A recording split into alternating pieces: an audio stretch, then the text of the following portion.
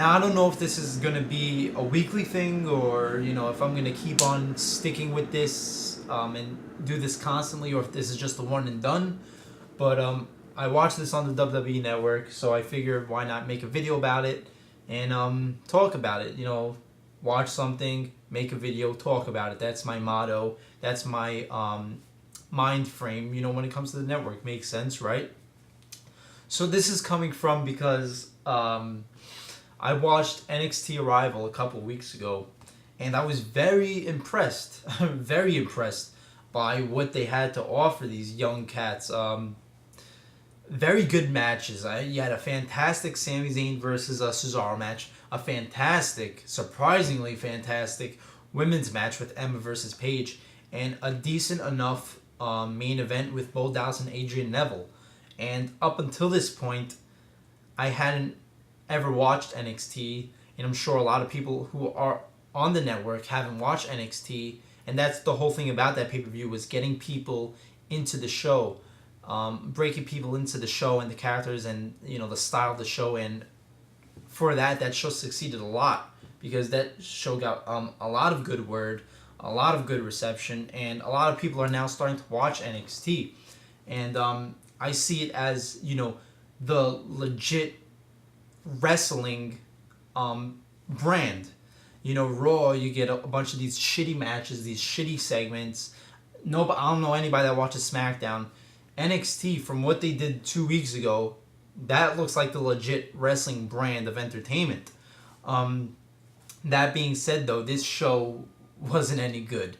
But the thing is, these shows are less than an hour. They're 54, 55 minutes. So it's not like you watch 3 hours of Raw and you feel like you've wasted your whole life away and you want to commit suicide. It's just 50 minutes, so it's not a big deal when the show sucks. But it did suck, kind of. But let's talk about it. The first match is Paige versus Sasha Banks. Charlotte is accompanying Sasha Banks, and this match was a lot of steps down from the women's match of Paige versus Emma.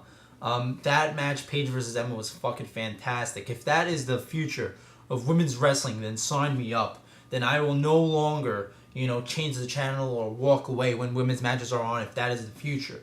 But this match was not good, was not anywhere near the ballpark, the neighborhood, the country of the Emma versus Paige match. This was very basic. It wasn't as ditzy and dumb as your Raw Diva matches, but it was boring. It was rest holds, clotheslines, elbows, and submission move, and that's it. You're done. I will say Paige's submission move is very fucking badass. That modified scorpion lock, whatever it's called. It's been a long time since I've seen a new submission move look so fucking brutal. After the match, Charlotte comes out, attacks Paige. Natalya makes a save. Is this setting up a tag team match and later down the road? I don't know. But yeah, this match was kind of upsetting because I was actually really, it's been a long time since I looked forward to a women's match. And when Paige comes out now, or Emma comes out, I'm looking forward to this shit on NXT. I like Paige a lot. I think she's very, she has obviously legit wrestling talent. I like her character. I like her style. She's like this ruthless, badass goth chick that just like, she's like about to evolve, into something every time she screams, like, warrior type of shit. Her warrior screams, I like it. It's good stuff. But the match was not good. And then you get a segment later on with multiple women. You get Paige, some girl, Bailey, I think her name is, Charlotte, and Sasha Banks. Charlotte is repping her dad, Ric Flair. Natalya was in here. I'm sorry, Paige wasn't in the segment. Natalya was in the segment. I don't think Paige was in here. Natalya is repping her uncle, Bret Hart, and, continuing the feud. Where it's going, I don't know. But a lot of people have been saying, and I do agree, these women do need acting lessons because their promo skills, their talking skills, their facial expressions are severely lacking.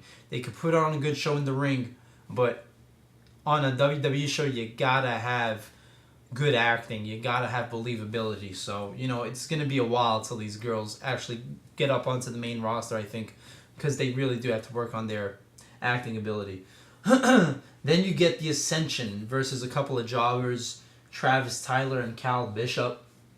The Ascension, I really like these guys. They have a really good look, a unique, solidified look. It's not like one of those looks where, there's a couple things you might have to tweak here and there. Like, I like their look. Their look is good. It looks like it's set for the most part.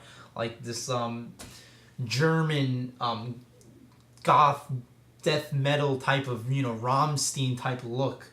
But this was a jobber match, pretty much. Some cool moves from the Ascension, but all in all, it's a jobber match. Now, of course, you're going to have this because I'm sure NXT doesn't have a big roster like a main, roster for the WWE would have. So you're not going to have a bunch of legit tag teams for Ascension to fight with. And that's fine and dandy, and that's fine with me because this is just NXT. It's not like they're on the main stage right now. So you could have these jobber matches where you make them look good and make them look good, but eventually they're going to have some legit, serious contention matches where it looks like a competition, not just jobber matches. But, this was what it was. Then you get Mason Ryan versus Wesley Blake. This was very boring. Went on way too long.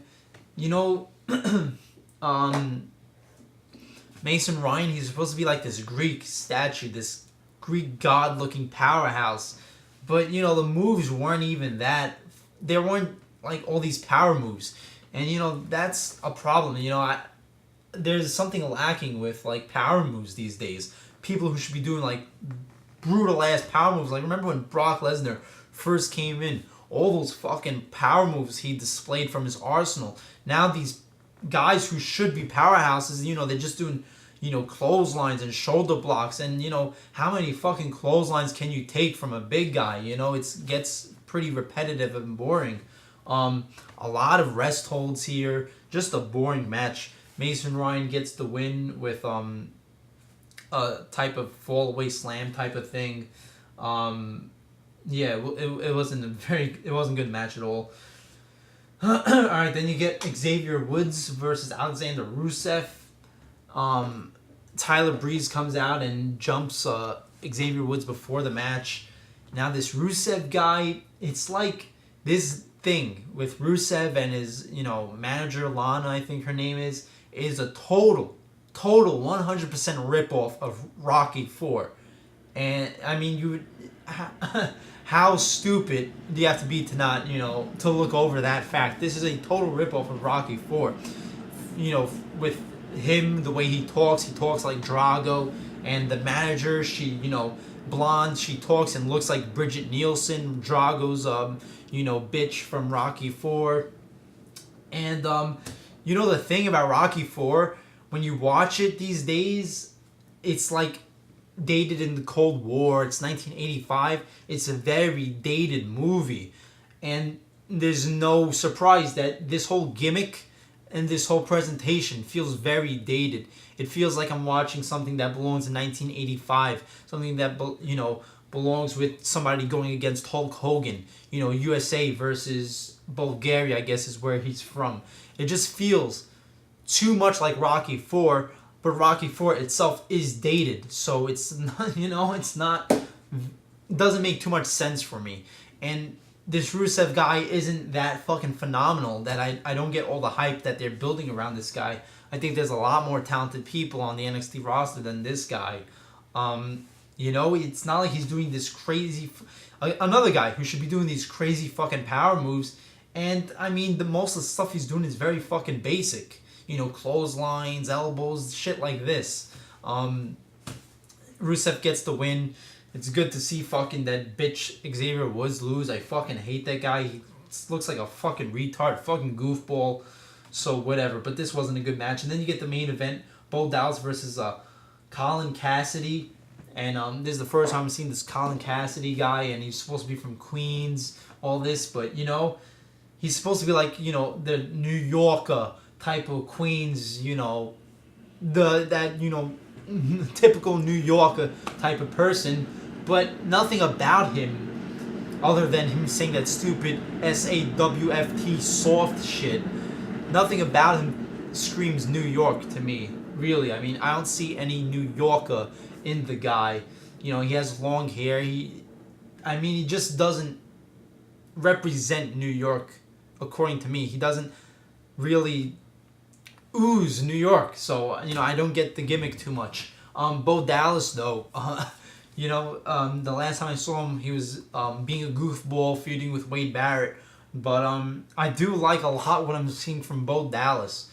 Is he anywhere near, on the same level as Bray Wyatt yet? No. But I do like this Bo Dallas, this ultra happy, always smiling, ultra positive guy. And it's not like cheeseball, goofy, always happiness like Kofi Kingston or Santino or John Cena.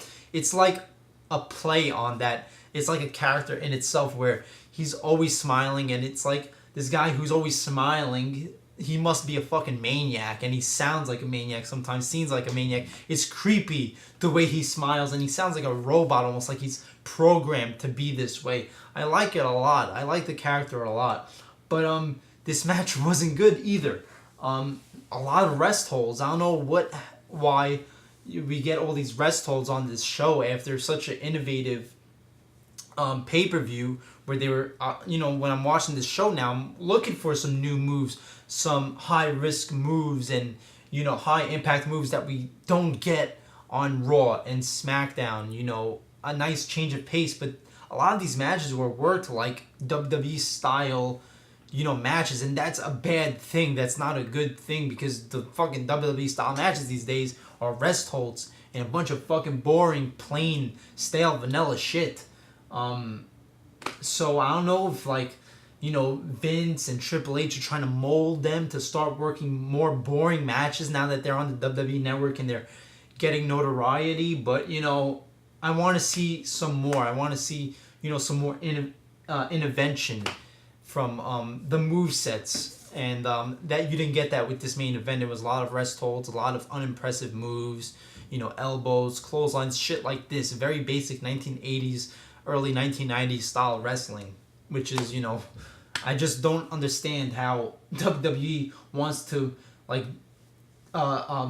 devolve, if that's a thing, go backwards instead of going forwards. Why would you want to go back to something rather than evolving and moving on? I don't know. They want to go back to wrestling style from the 80s and 90s for some reason. But whatever. All in all, Bo Dallas gets the win with a double arm DDT.